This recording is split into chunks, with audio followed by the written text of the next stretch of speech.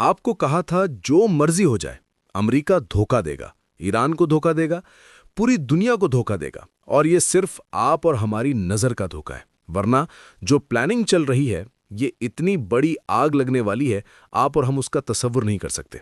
अब जरा सूरत हाल समझे क्या हुआ है। डोनाल्ड ट्रंप ने ऐलान किया कि उसने ईरान को कहा कि ठीक है, हम आप पर अटैक नहीं करेंगे, अपने जहाज वापस मोड़ लिए। अब जरा सुनिए क्या हो रहा है।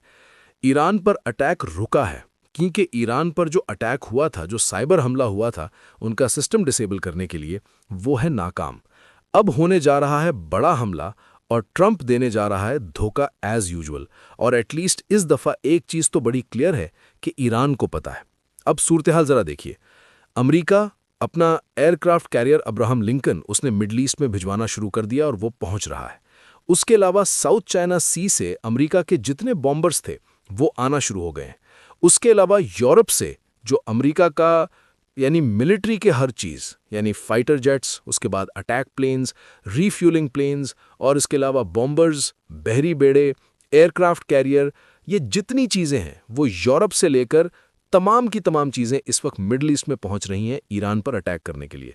यानी अमेरिका जो अब अटैक करने के लिए जा रहा है वो अटैक बहुत बड़ा है, और उस अटैक के अंदर जो तबाही होगी, जो जंग होगी, वो बड़ी तबाह होगी। अब आप इमेजिन करें कि इस वक्त सबसे बड़ा मामला यह है कि मिडल ईस्ट में बहुत बड़ी तबाही आने वाली है। जो असल कहानी है उसको आप ज़रा समझें।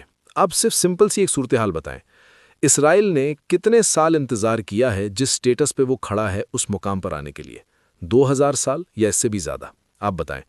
जब 2000 साल बाद उनको मौका मिला है, जब उन्होंने टेस्ट कर लिया है गज़ा के अंदर कि किसी मुल्क की इस्लामिक फ़ौज हमसे लड़ने नहीं आई, जिनके पास मिसाइल हैं नहीं हैं, ड्रोन्स हैं नहीं हैं, किसी मुल्क की एयरफोर्स हमसे लड़ने के लिए नहीं आई, 57 इस्लामिक मुल्क हैं, किसी मुल्क की एयरफोर्स नेवी हमसे लड़ने के लिए नहीं आई, किसी की इंटेलिजेंस एजेंसी ने हमारे खिलाफ कुछ नहीं किया, तो उन्होंने वाटर टेस्ट कर लिया था, उनको पता चल गया था ये सारी सूरत हाल होगी। आप सोचिए, जब ईरान की लीडरशिप उन्होंने मार दी, हसन नसरुल्लाह को उन्होंने मार दिया, उन्होंने हमास को काफ़ी नुकसान पहुंचा दिया, बड़ी तबाही कर दी है, गज़ा सब कुछ खंडर कर दिया है।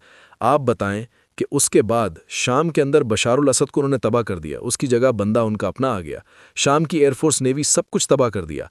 अब आप बताएं कि इस सारी सूरत हाल में ट्रंप ने कहा है कि मैं अटैक नहीं करूंगा, और इसराइल ने उसको आसानी से करने दिया है? नहीं, बड़ी तबाही आ रही है। जब नेतन्याहू, जब ग्रीस चला गया है, जब इसराइल की एयरफोर्स ने हाई अलर्ट कर दिया है, इसराइल में फौज हाई अलर्ट है, छुट्टियां मनसूख हैं, तमाम की तमाम सूरत हाल ये है कि शेल्टर्स ओपन कर दिए गए हैं, तो क्या अटैक नहीं होगा?